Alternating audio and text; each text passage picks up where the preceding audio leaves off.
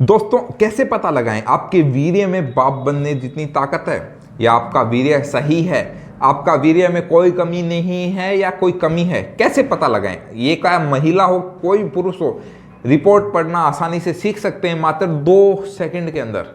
मैं जो चीज़ें बताऊंगा ना, वो आप 1 मिनट में याद रख लेंगे हमेशा के लिए, और आपको कभी कोई दिक्कत नहीं आएगी अपने स्पर्म काउंट को चेक करने के लिए, या कोई डॉक्टर को आपको बार बार पूछना भी नहीं पड़ेगा कि आपकी रिपोर्ट सही है गलत है। देखो, नॉर्मली 3 से 4 चीज़ें होती हैं आपके एक रिपोर्ट में स्पर्म काउंट की, और उससे आप पता लगा सकते हैं कि आपके अंदर बाप बनने की क्षमता है या नहीं है, आप नपुंसक हैं या नहीं है, या नील स्पर्म काउंट है। अगर आपके अंदर कमी है, उसका इलाज किया जा सकता है आसानी से, कोई बड़ी बात नहीं है। उसके लिए आप मुझे व्हाट्सएप पे अपनी रिपोर्ट डालकर इलाज के लिए पूछ सकते हैं। बाकी पढ़ना कैसे वो बता देता हूं। सबसे पहले हम बात करते हैं क्वांटिटी, कितनी क्वांटिटी में आपका वीर्य होना चाहिए। कम से कम 1.5 ml कम से कम आपके वीर्य की क्वांटिटी होनी चाहिए। अगर कोई भी रिपोर्ट होती है उसमें क्वांटिटी ऊपर ही ऊपर होती है, उसमें ml के रूप में आपके वीर्य को बताया जाता है कि कितना ml होना चाहिए।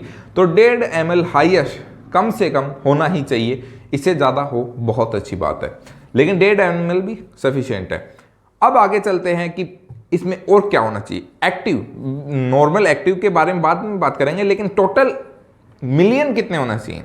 एवरेज WHO के अनुसार 60 मिलियन तो होने ही होने चाहिए। 60 से ऊपर चाहिए 100 मिलियन हो, 150 मिलियन हो, 200 मिलियन हो, चलता है, वो तो बहुत अच्छा है, लेकिन 60 मिलियन कम से कम आपको स्पर्म होने चाहिए। और उसके अंदर एक्टिव कितने होने चाहिए। एक्टिव भी यानी जिंदा स्पर्म कम से कम 70% जिंदा होना ही जरूरी है एक वीर्य के अंदर। अगर आपका वीर्य 70% या 70% के ऊपर जिंदा स्पर्म को दर्शाता है, तो आप बहुत अच्छी क्वालिटी है आपके स्पर्म की, और साथ में 60 मिलियन प्लस होना चाहिए।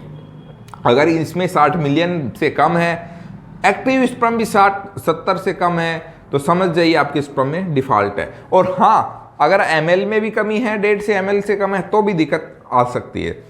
फिर आगे बात करते हैं, वैसे राउंड सेल वगैरह ये बहुत सारी सेल्स होती हैं जो आपको कंफ्यूजन करेंगी। तो मुख्य आप देखिए पस सेल, इसके अंदर एक पस सेल का कॉलम भी होता है।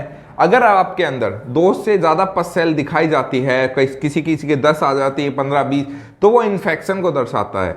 अगर वो इन्फेक्शन आपके अंदर आता है, पस सेल ज़्यादा आ रही हैं, तो समझिए हो सके बढ़िया रिपोर्ट वही होती है जिसके अंदर एक भी पस सेल नहीं हो, और एक आधी हो तो भी चल जाता है।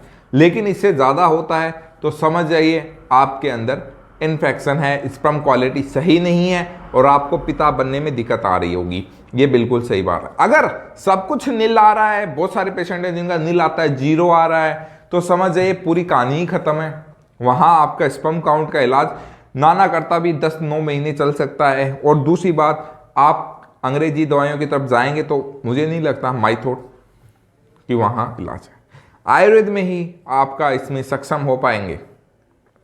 ये था एक छोटी सी जानकारी मेरी तरफ से। ये जानकारी आप लोगों को शेयर कर सकते हैं, चैनल को सब्सक्राइब कर सकते हैं, और अपनी जो भी समस्या है, इलाज चाहिए आपको किसी प्रकार का, तो मुझे आप कॉल कर सकते हैं, और अपनी कमेंट करके कुछ भी समस्याओं के बारे में बता सकते हैं। और वीडियो को जरूर शेयर कीजिएगा, क्योंकि ये जानकारी हर इंसान के लिए जरूरी है। मिलते हैं एक और वीडियो के साथ। नमस्कार।